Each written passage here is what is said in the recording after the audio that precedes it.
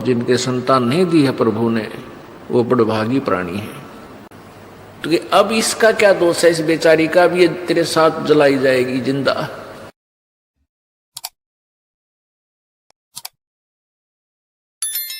परमात्मा कहते हैं इस झूठे सुख को सुख है ये मान रहा मनमोद। कौन से सुख का सुख मानते हैं? बेटा जाया खुशी हुई, बेटा जाया खुशी हुई और खूब बजाए थाल। ये तो आना जाना लगा हुआ है ज्यों कीड़ी का नाल। पुत्र होने से हम खुशी मनाते थे, पुत्र, क्योंकि जब तक हमें परमात्मा का विधान का ज्ञान नहीं होता तब तक हम बहुत अंतर मानते रहे पुत्र और पुत्री में। और कुछ समाज की कुरीतियों ने बेटी को बोझ बना दिया था, लेकिन अब ज्ञान हुआ परमात्मा की सभी आत्माएं हैं, बेटा भी उसी का है दिया हुआ है, बेटी भी उसी की दी हुई है, और ये केवल अपना संस्कार है। बेटा और बेटी जिसका जो भी है या नहीं है, अपना उद्देश्य एक ही बना हुआ है, यहाँ से पीछा छुड़वाना है। और जिनकी संतान है वो अपने संतान को भी कोशिश करे परमात्मा के चरणों में लगाए और उसको यहाँ से उसकी जान बचावे। और जिनके संतान नहीं दी है प्रभु ने वो बड़भागी प्राणी है। अपने आत्मा संसार कहते हैं जगत और भगत का बैर है। क्यों बैर है, क्यों विरोध है? क्योंकि संसार केवल काल के उस लोक वेद से परिचित है और भक्त संत विद्वान परमात्मा के विधान से परिचित हो जाते हैं। इसलिए उनकी प्रत्येक क्रिया समाज के विपरीत होती है, प्रत्येक विचार समाज के विपरीत होता है। इसलिए समाज अधिक होते हैं, समाज जो अज्ञान से परिपूर्ण है वो ज़्यादा होते हैं और भक्त कुछ चंद ही होते हैं। जैसे जंगल में फलदार पौधे थोड़े ही पाओगे, बाकी झाड़ बोझड़े निरे कांटेदार झाड़ियाँ निरी हो जाएंगी। तो इसलिए फिर वो विरोध बनता है और इसी कारण से बनता है कि जैसे दास ने कहा कि जिनके संतान नहीं है वो बहुत अच्छी पुण्यात्माएं हैं, जबकि समाज की सोच इसके विपरीत है। क्यों है? क्या कहते हैं इन भ्रमित किए हुए इन अज्ञानी अनाड़ी संतों द्वारा, नकली संतों के द्वारा, कि जिसके संतान नहीं, जिसका पुत्र नहीं,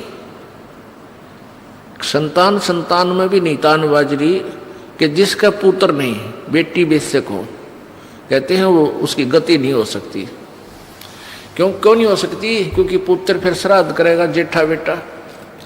बड़े पुत्र का जिम्मेवारी है कि माता पिता के श्राद्ध करेगा वो। उन पेट भरों ने अपने स्वार्थवश इस तरह की छुरी, इस तरह का विधान बता दिया भगवान का। अपने आत्मा परमात्मा यही बताना चाहते हैं कि एक लेवा एक देवा दूतम, या कोई किसी का पिता नहीं पुत्रम। कुछ एक ऐसी कहानी है जो सत्य है और हमने उसको पर सत्य ही मानकर अपने जीवन को सुचारू करना है, उसके अनुसार हमने चलना होता है। एक लेवा एक देवा दूतम, कोई काहू का पिता नहीं पुत्रम। एक कथा है कि एक व्यक्ति के दो पुत्र थे, उस व्यक्ति की मृत्यु हो गई।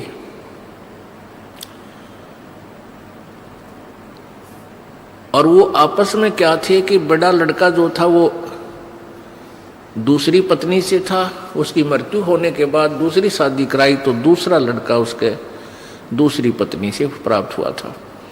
तो दोनों ही पत्नियां उसकी मृत्यु को प्राप्त हो चुकी थी और बड़े लड़के की शादी कर दी थी, छोटा भी अनमैरिड था और खुद उस व्यक्ति की भी मृत्यु हो गई। अब वो छोटा लड़का, बड़े लड़के का विवाह हो चुका था, अब छोटा जो उसकी मौसी का लड़का था वो कुछ दिनों के बाद बीमार हो गया, रोगी हो गया। और रोगी इतना हो गया कि 2-4 जगह दिखाया, उसे कोई आराम नहीं हुआ। किसी ने कहीं बताया, किसी ने कहीं बताया, उसमें पैसे ज़्यादा लगने थे। इसलिए बड़े भाई ने और उसकी पत्नी ने एक स्कीम बनाई कि अपने यहाँ काफ़ी संपत्ति है, अच्छी जमीन है, बड़े बड़े मकान हैं, और ये अगर जीवित रहा तेरा भाई, वो खुद बातें करते हैं, यदि ये जीवित रहा तो आधी संपत्ति को प्राप्त करेगा, और अब ये मृत्यु के निकट पहुंच चुका है, इसका इलाज करवाएंगे तो काफ़ी पैसे लगेंगे, क्यों ना इसकी मृत्यु ही करवा दें किसी वैद्य से डॉक्टर से बात करके। दोनों की एक स्कीम होगी, एक राय होगी, और एक वैद्य से प्रार्थना की, एक वैद्य से उन्होंने कहा कि ऐसे ऐसे हमारा भाई है और उसको आप विष दे दो। वो कहने लगा मैं 500 रुपये लूँगा, क्योंकि तो फिर 2 नंबर का काम करनी है, तो साथ में अपना भी उद्देश्य रखते हैं। उसमें 500 रुपये आज के 5 लाख के करीब थे, तो उन्होंने स्वीकृति दे दी। उस वैद्य ने उस रोगी को ऐसी दवाई दे दी जिससे उसकी कुछ दिनों में मृत्यु होगी। अंतिम संस्कार किया, खुशी मनाई। 1 वर्ष के बाद उनके एक संतान उत्पत्ति होगी, एक लड़का उत्पन्न हुआ,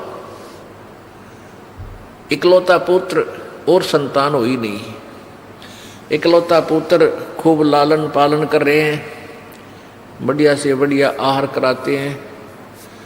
वो गिने दिनों में वो लड़का युवा हो गया, यानी 10-12 वर्ष के बाद पहले शादी कर देते थे, 12 वर्ष के बच्चे का ब्याह कर दिया करते थे, और 12 वर्ष के लड़के आज के 25 वर्ष 20 वर्ष के बच्चों से भी तगड़े हो जाते थे, ऐसा स्वस्थ शरीर होता था। अब वो लड़का जो है, उस लड़के का भी ब्याह कर दिया।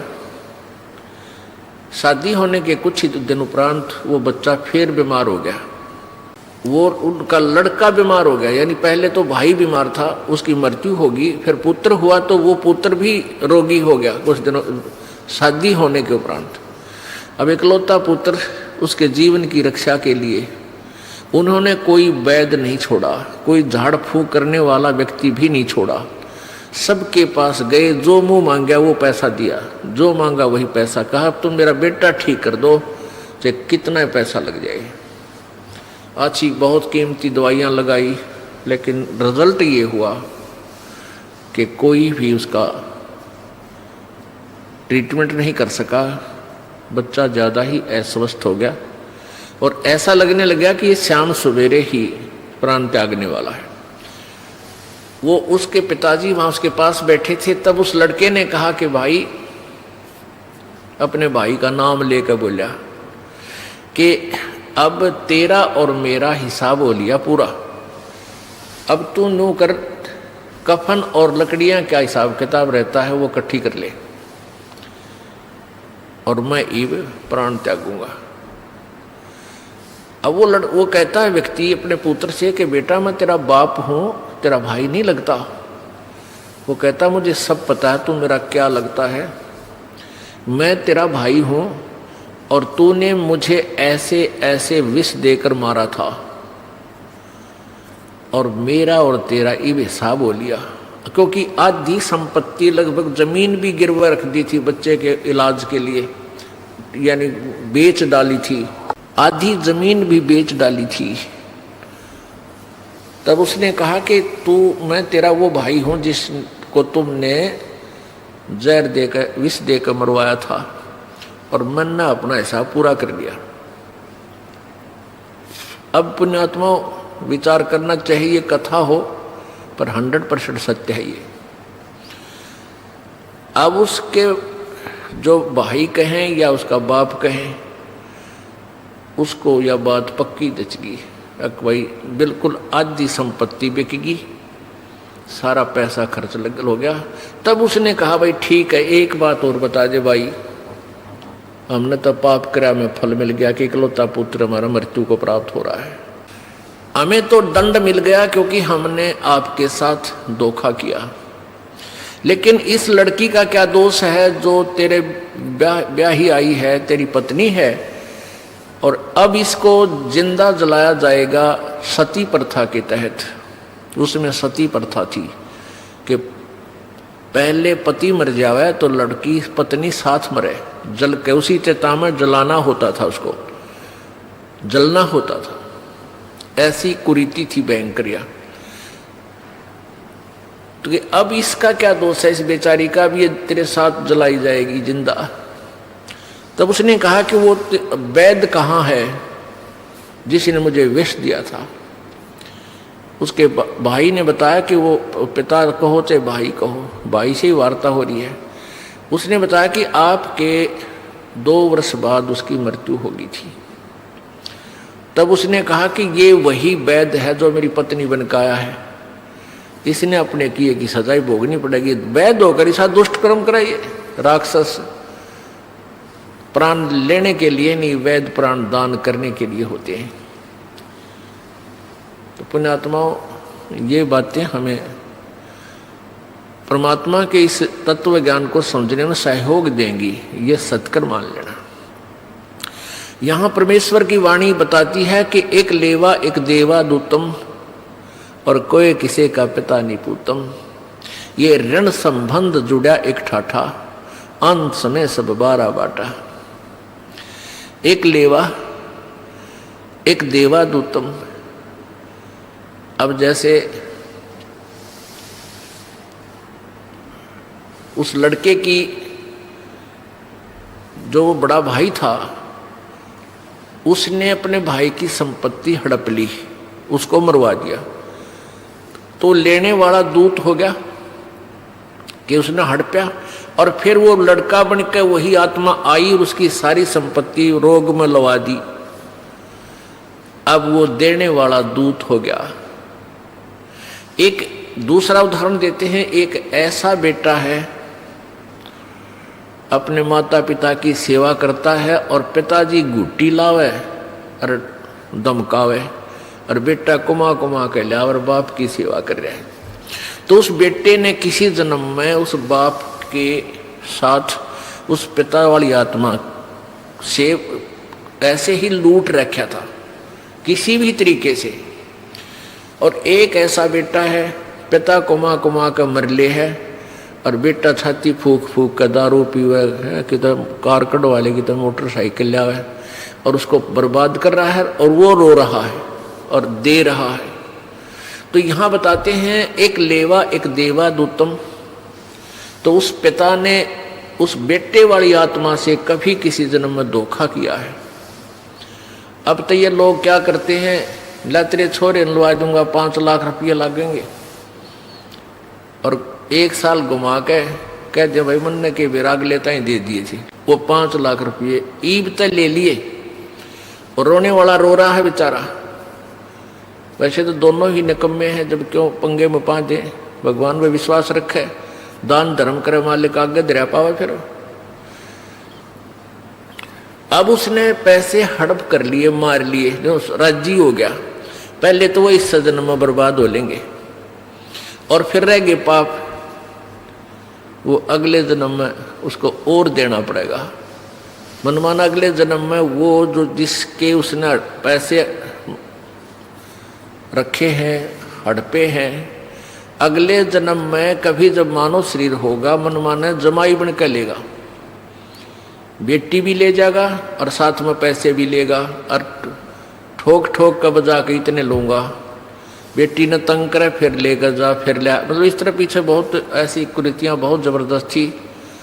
दारू पीता, लड़की अपनी पत्नी को तंग करता, माता पिता ने सोचे भाई इसका घर बस जाए, फिर और पैसे देते, बेटा तेरा रोजगार हो जाएगा, गुजारा चल जाएगा। लेकिन ये है सब लेन और देन ही, ये फाइनल समझ लेना। तो यहाँ उद्देश्य ये हमारा समझाने का सारी कहानी कि आप यहाँ के रहने वाले नहीं हो, यहाँ से आप पीछा छुड़वाओ और उस लोक में चलो जहाँ कोई ऐसा कुछ भी नहीं है, उस सतलोक में चलो। उसके लिए परमात्मा बताते हैं, कबीर जी स्वयं आकर बताते हैं कि तुम हमारी शरण में आओ। हमारी शरण में आने के बाद तुम्हें यहाँ के जो नकली सुख हैं वो भी देवांगे अगर आवश्यक हुए तो। तो यहाँ प्रसंग चल रहा था कि भाई जिनके संतान नहीं है, संत भाषा में उनको कहते हैं कि ये घनी पुण्यात्मा है, और समाज कहता है कि जिसका संतान नहीं है उसके तो सुबह दर्शन भी ना होने चाहिए, वो तो नपुत्ता है। अब देखो कितना अंतर हो गया। और संत परमात्मा के विधान अनुसार के उन पुण्यात्माओं का कोई लेन देन नहीं रह रहा, केवल यार को ना उनका ही। और यदि उनको ये मार्ग भक्ति का मिल जाए वो पीछा छुड़वा सकते हैं यहाँ से, उनको सबसे बड़ा बेनिफिट ये मिलेगा। और जिसका संतान है ये पिछला लेन देन उलझ भी रहा है, लेवा देवा दूतम आ भी गए हैं, तो भगवान के चरणों माने से फिर कबीर परमात्मा के दरबार में उनका वो लेन देन सहज में सुलझ जाएगा। बहुत अच्छे तरीके से अपनी विटो पावर से मालिक उनको लेन देन उनका बराबर करवा देगा और दोनों को फिर पार कर ले जाएगा। हमने इस मालिक के विधान को गहनता से समझना पड़ेगा और तभी हम भक्ति कर सकते हैं, अन्यथा भक्ति हो नहीं सकती। ठीक है, जैसा आप करोगे पुण्य करोगे तो पुण्य मिल जाएगा। परमात्मा नहीं रखता, परमात्मा कहते हैं कुछ कर सका ना कर सकूं, और भाई ना मेरा इख्तार, पर चारों युगों में देख लो हमने किसका रखा मारे। अब जैसे परमात्मा जब आए हुए थे कबीर जी, ये अनाड़ी लोग कहा करते थे तू क्या करेगा जुलाए, तू क्या कर सकता है, तेरा क्यों दुनिया नो बेकार्या है, क्यों मूर्ख बनाता है, तू क्या कर सकता है, तेरे पास क्या पावर है। तो परमात्मा अपने भक्तों को समझाते हुए उनके सामने कहते थे कि भाई कर सका ना कर सकूं ना मेरा इख्तार, पर चारों युगों में देख ले हमने किसका रखा मारे। जो दान धर्म कर रहे हैं उनको संकेत भी कर रहे थे और उन अनाड़ियों को उत्तर भी दे रहे थे। जैसे सुदामा ने 2 मुट्ठी चावल दिए थे, उसका महल बना दिया और दन दे दिया। तैमूर लंग ने 1 रोटी खवाई थी परमात्मा, तो 7 पेटी का राज दे दिया, ठाठम ठाठ कर दिए। तो कहते हैं चारों युगों में देख लिया हमने किसका रखा मार, यानी किसका हमने, जिसने हमारे निमित्त कोई दान किया उसका कई गुना करके हमने लौटाया है।